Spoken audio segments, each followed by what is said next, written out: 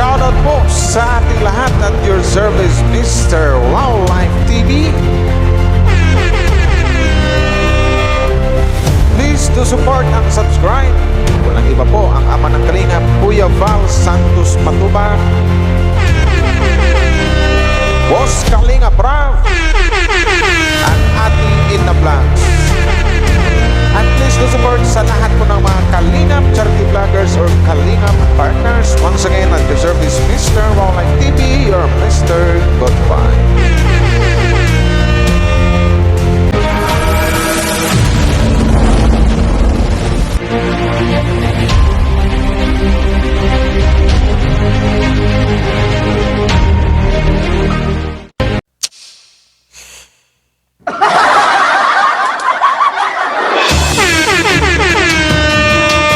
Shoutout sa lahat guys, no? Magandang araw po sa lahat sa Team Kalingap. Hello po sa inyo. Advance Happy Valentine's. Siyempre malapit na Valentine's, di ba? Shoutout sa lahat ng mga EDC fans, Jumcar fans, and Nanju fans. Hello po sa inyo. Shoutout po. At your service, yung bago niyang actor po ng Team Kalingap, Wildlife TV.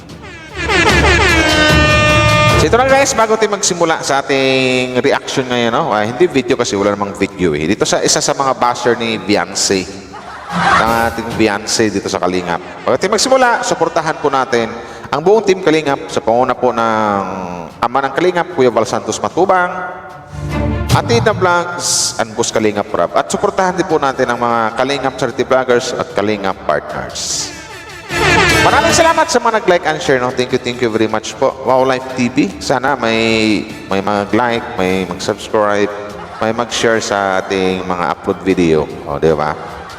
Ako yung bagong defender ng mga Kalingap Angels. So ito na nga, alam ko parang nakuntit na ng ibang ano to, nakuntit na ng ibang mga defender ng Kalingap. So susundan ko.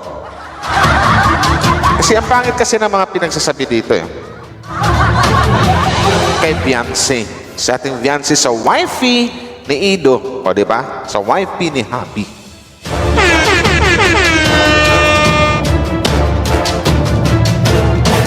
Kasi ang sabi kasi dito ni Ate Amare Gallego. Shout out sa iyo, no? Amare Gallego. So ito na yung sinasabi niya. Amare Gallego.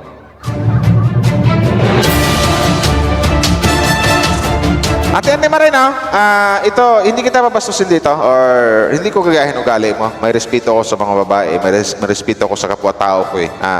Not like you, na parang walang pinag-aralan. Eh, sabi mo nito, nanay, ate, manang, or matawag ko sa'yo, Ana Marie Gallego, tuturuan nyo muna magsalita iyang Beyonce nyo. Anong tingin nyo kay Beyonce? Anong tingin mo kay Beyonce? Walang pinag-aralan? Anong tingin mo kay Beyonce, ikaw? Bago nyo isabak sa mga modeling. Ano ba? Ano ba gusto mo? Ikaw yung gusto mag-model? Parang naiinggit ka eh. Inggit na inggit yung dating mo dito eh.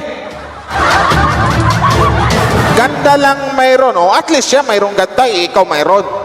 May ganda ka ba? Ni picture mo nga sa Facebook, hindi mo maipakita kasi malamang siguro hindi ka tao or hindi ka human being. Ano ka, Planet of the Apes? Saan ka nabilong? Sa Mars, Pluto, Saturn, Jupiter, Uranus, Mercury, Neptune? Meron siya pero wala siya utak. Wow!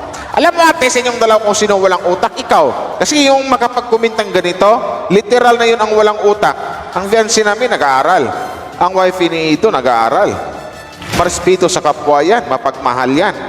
Kung sasabihin mo, walang utak. Ang walang utak ate, yung mga taong walang respeto, walang mudo. Like you. Ituturo kita like you.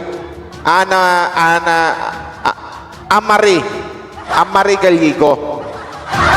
Tama, Gallego pa apelido mo?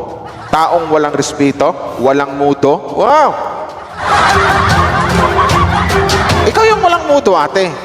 Ikaw yung literal na walang utak. Sa mga comment na ito yung mga comment na hindi ginamitan ng alimpatakan o hindi ginamitan ng kaisipan eh. Basta may mima lang.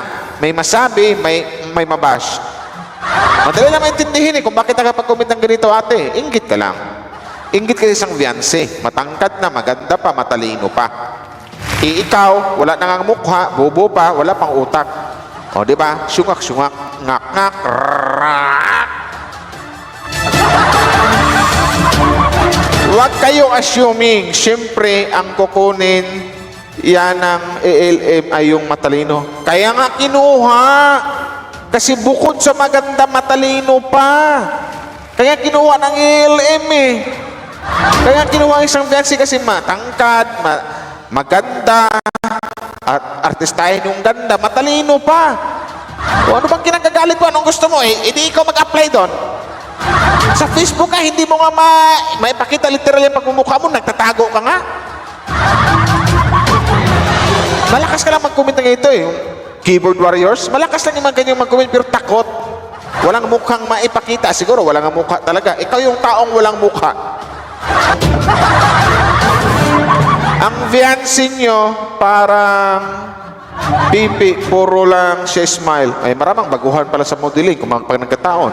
Naninibago. Hindi naman yung pagbago, salita agad, etc. Why ganon? Nakikiramdam pala nga aming fiancé, ang wife ni Ido.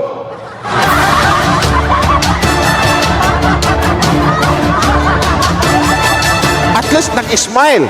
At least mayroong naipakitang mukha para mag-smile. Mayroong maipakitang napakagandang mukha. Ikaw na nag-comment. Mayroon ka bang mukhang naipakita? Hanggang comment ka lang naman eh. Keyboard warriors ka lang eh. Siyempre wala kang mukha eh. Di malamang hindi ka tao. Paramihan nyo din ang million views nyo. Maraming million views ang EDC kung alam nyo lang. Kaya hindi ka updated sa Kalinga Pate. Ikaw yung literal na bubo at walang utak talaga. Hindi mo alam na EDC marami ng million views. O sa malamang ngayon, na back to you, sa'yo. Amari Galyugo na, ay gago, sorry. Hindi pala gago, sorry sa words ko. Amari Galyugo, na back to you ka tuloy sa comment mo. Lahat ng sinasabi mo, suntok or sampal sa sarili mo, i-apply mo to sa sarili mo mga sinasabi mo. Anong walang million views? Ang daming million views ng EDC. Kasungak-sungak nito Kasi napansin ko para pababa ang views. Hindi po baba, pataas po ng pataas. Kasi po, padami ng padami ang nagmamahal dito sa EDC. Yung card sa Katanjoy sa love team ng Kalingap. Baka gusto mo, gawan kayo ng love team. Baka gusto mo rin mag-apply sa Kalingap o doon sa ALM. Ikaw na lang mag-modeling. Kung may ganda ka, kung may utak ka. Kung like ka ng fiancé kasi si fiancé kasi maganda na, may utak pa. Maganda na, matalino pa. Ikaw na nag-comment. May mukha ka ba? May utak ka ba? May talino ka ba? Panguling tanong ko, tao ka ba? O alien ka? Taga-UFO ka? O hindi ka napapastos dito ha. Binabalik ko lang sa'yo kung ano yung mga sinasabi mo kay fiancé kasi masakit ka magsalita. Medyo hurt din yung mga sasabihin ko sa'yo. Dati, EDC ako. Ngayon, hindi ko naniwala sa'yo kasi kung EDC ka, hindi ka magkapag-comment ng ganyan. Pero ngayon, nakakasawa na. Hindi ka EDC. Kasi lahat ng fans ng EDC, hindi nagsasawa. Kundi, parami ng parami, dumami sila ng dumami. Yun. Huwag kang sinungaling, ate. Wala ka nang mukha, sinungaling ka pa. O sa bagay, wala kang utak eh. Hindi ka matalino eh. Huwag kang magalit sa content ko ha. Kasalanan mo to, nangunguna ka manakit ng ibang tao, ng mga feelings eh. Saktan ko din feelings mo. Para patas, fear.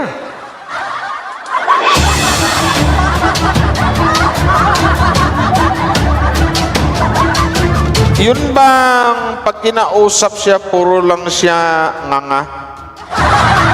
Parang may saltik. Ay ate, sa inyong dalawa na Biancy, ikaw yung may saltik mong salita. Dawi ka palang mag-comment ate. Inong nabasa ko yung comment mo, literal na naisip ko agad, wangbo ka. Alam mo yung wangbo? Buang-buang ka, baliw ka, parang may saltik or kulang ka sa piso, alanganin sa 50 centavos. Ganun yung ate, wag mong ipasa kay Biancy. Ganun lang yan. Malakas naman loob mo mag-comment kasi wala kang pagmumukha eh. Hindi ka tao eh.